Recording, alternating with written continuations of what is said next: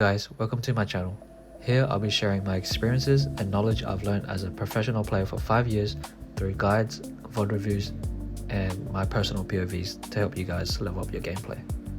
My name is Kisei, and this video is going to be a basic understanding of Hwei's kit and how I used my lane lead to transition throughout the game and 1v9. Usually as a mage mid versus a melee champion, you can take some area to get to proc more auto attacks. But since I'm versing a Pantheon, if I'm trading auto attacks with him, usually I'll be in range of his W and his Q trade backs, and I don't want to be trading HP like that. So I went for the safer option, which is Comet, and I can play from my range and look to poke him down. Alright, getting into the game, this Pantheon is already fairly chunked. Graves at level 1 ganks me because he was looking to invade my Bessa, but then she pushed him off. Now here, what I do is, since there's no minions for me to farm, I look to kind of waste this Graves time, and I'm not actually losing anything, right, besides just some HP, but it's worth it in the end because my Ambassador gets to clear a lot faster while I'm wasting the enemy jungle's tempo. So we're getting a small advantage from that, and I only miss like 1 minion of EXP, right, if you're not counting the gold. So yeah, it wasn't a bad sequence for me, to be honest. So now Pantheon decides to trade on me on this big minion wave, so he's gonna lose out on that. And now I just want to look to either get his flash or look for a potential solo kill here under the tower. He's in kill range. So you see how I kind of saved my spells and waited for him to walk up? So that's what you want to be doing when you're playing these like range versus melee matchups where you have just the range advantage in them. You want to be timing your spells with the when they're looking to CS, like just like that, you know. So you either make them lose something for it. They either lose HP for the CS or they lose the CS if they don't want to lose HP. So now this Pantheon is pretty much screwed. He has no ignite, he has no TP, sorry, and he has ignite, so he has two options here. He either has to base and he misses his whole wave, so I look to hard push, or he stays and he just dies on the tower because he has no flash. Obviously he takes the smart option, which is base, and yeah, I look to get for a plate here, and you can only do this if you have TP because this Pantheon is already running back to lane, right? So if I had ignite here, I would not go for the plate, or if I had any other summon spell. But since I have TP, I can greed for the plate, and I can use my TP to cheat tempo. I greeded a base here. I should base a bit further. So now my base gets cancelled, and I gotta base a bit late, but this is fine since I have TP. I only missed like, he's hard pushing the wave, so I missed like two minions of EXP, 3, but it's fine because I still get the caddy minion. For my buys, I usually always like to buy a refill pot on first base. I had perfect gold for boots and sapphire and refill. You could go the greedier build, which is like Antime and refill, but you wouldn't be able to get boots and sapphire in the same slot. So I just kind of spent my gold efficiently, which is I got all 3. And getting movement speed, I think movement speed is like one of the most broken stats in the game, so if you can get it early, it's really good for you. You can space them, you can dodge your spells. Here my Nautilus ganks because Pantheon has no flash, so this should be an easy kill. He dies. Right, so now this Pantheon's game is just pretty much over. He's gonna be down so much EXP because he's gonna lose all these minions. I'm gonna hard push, force Graves to either stay here and collect these minions or go farm and lose all this. So I actually cancel my base here. Like, you could say it's a bit greedy, but if I base it, I'll only be able to get like an amp tome, right, in my condition. But staying here is also not bad because I won't miss any minions of EXP, and I can look to poke Pantheon. I can look to keep the lane pressure up. Another reason why staying here is also good, specifically versus global champs, because let's say I based on this wave and Pantheon gets to hard push this wave and the next wave coming, he would be able to get level 6 and he can look to make an impact on the map. So me staying here is, I think it's technically better, to be honest, so that way I can keep the pressure up and he can't make his play. So yeah, I'm just looking to poke him when he's going for farm, right, when he's going for CS, just the basic fundamentals. Every time he goes for CS, I look to make him trade trade HP, sorry. I missed my Q there, badly played that. Now I saw Graves on the on the board earlier, but I just positioned myself badly, so I end up. Now I either have two options, right? To buy a Lost Chapter and a Amplifying Tome, but what I do here is I rush for the tier 2 boots and Dark Seal, because I think tier 2 boots provide so much value here. It gives me low CD haste, so I can look to poke Pantheon more, and it gives me movement speed for him to never be able to get on me, right? Now this is obviously different depending on the matchup. Like if you're a champion that really needs the Lost Chapter and you just want to wave clear and not play the lane, I don't know, maybe like Zareth or like Victor for example, then you can go for Lost Chapter, but not the kind of style I want to play in this game. I want to be punishing him, throwing spells as much as I can at him. Right, so going for the tier 2 boots, much more optimal for my style of play. Also helps me space him better, as you can see. He can't really do much. Like, sure, he can get a W combo on me, but then he will lose all his HP, and I can just run away and look to hit him back. So he dies it. Abessa gets a nice counter gank. I get a nice E on Graves, and he loses all his HP.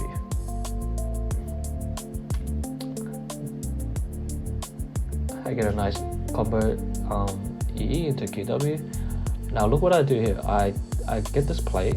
Well, I'm not sure if I get it. Okay, I don't get this plate, but I don't greed for this minion wave because Pantheon has R, so I'm just gonna die if I go for that. So I just want to be matching my tempo with his, that way I can keep up the lane pressure, right? I don't want to give him any space to play the game. So I base here, match his tempo,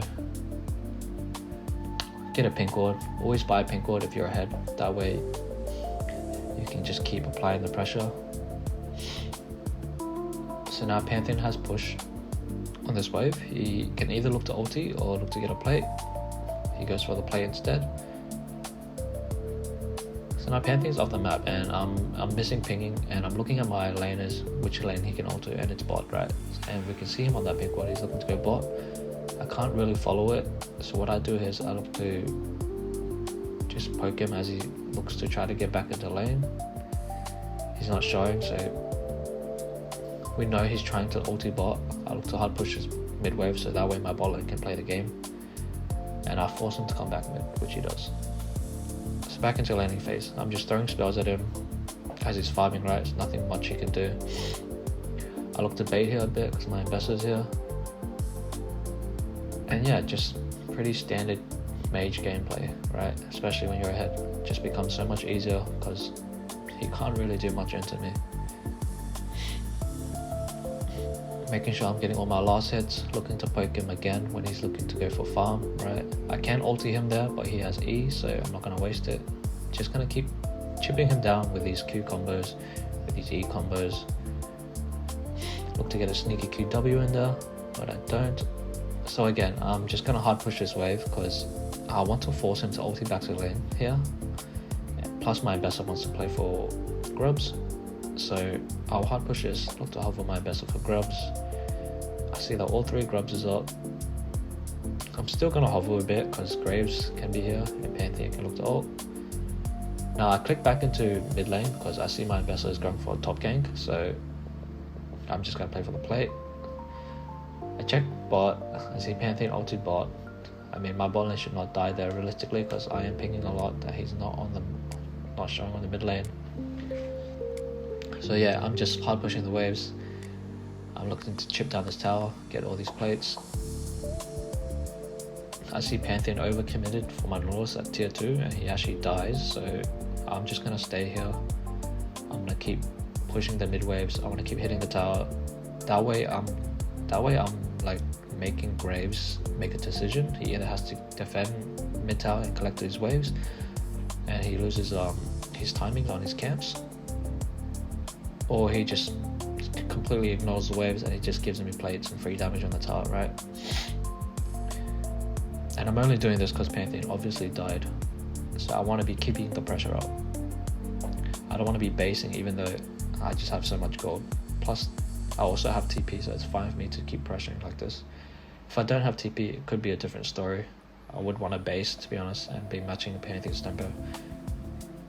So this Pantheon is just, I think he just gave up on the game, to be honest. Like, he's just roaming, and these roams aren't even good. Like, he's doing bad roams. I mean, the first roam was good, but now this one is just, it was a bit forced, a bit desperate. And now this Graves is just forced to answer me mid. I can base here, but I want to be staying, right? I'm kind of just wasting this Graves tempo.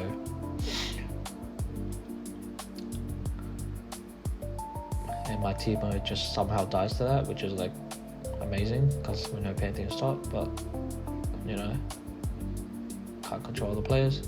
Get a nice QW on this guy. I look to insta base because there's no wave. I have TP. Now I'm looking top and I see this Varus greeting for a plate, so I'm gonna TP on this guy. Look to get a free kill. I can give it to Timo, but since I TP, I mean, to be honest, I did try to give it to Timo. I just wanted to get an auto attack, so that way I can get an assist on my TP. But then I died.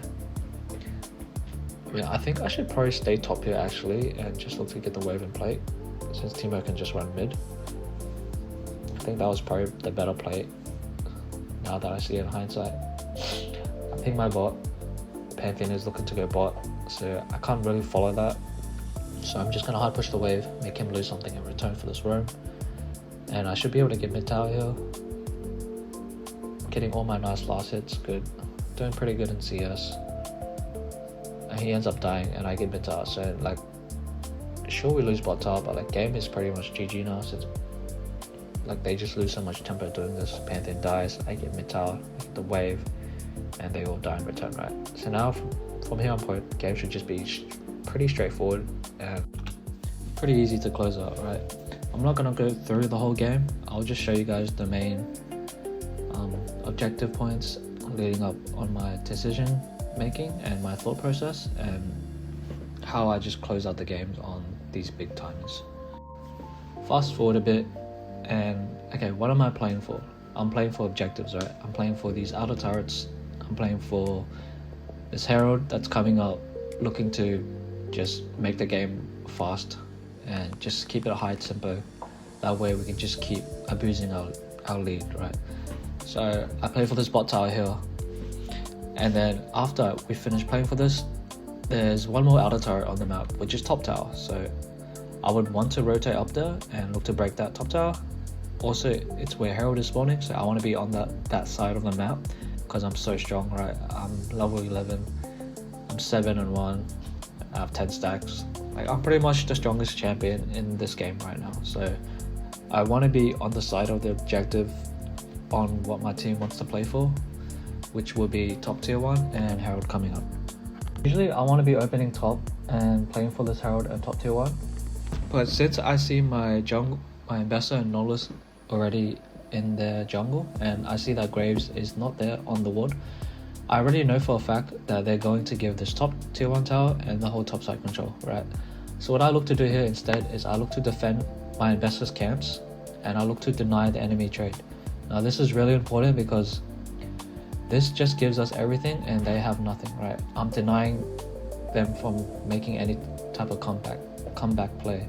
Whereas if I were to go to the Herald instead and I didn't place this pink, I'm not here defending our position, then Graves could technically take all 3 camps, and it wouldn't be a bad trade for him, because he would sure he loses Herald, but he gets something in return. But with this play, I look to deny him. I even stop his base there, and we end up getting a kill on this guy because I know he's in here because of my comment. So yeah, this is something you can do if you know for a fact that the enemy is giving and they're not looking to contest the objectives. So I get a nice kill. I can play aggressive here because I know my Nolus here.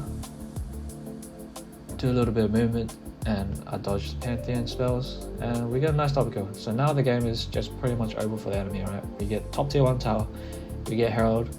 I deny them from getting anything on the other side of the map and we kill them both. And now we get a free dragon. So yeah, game should just be closed out from here.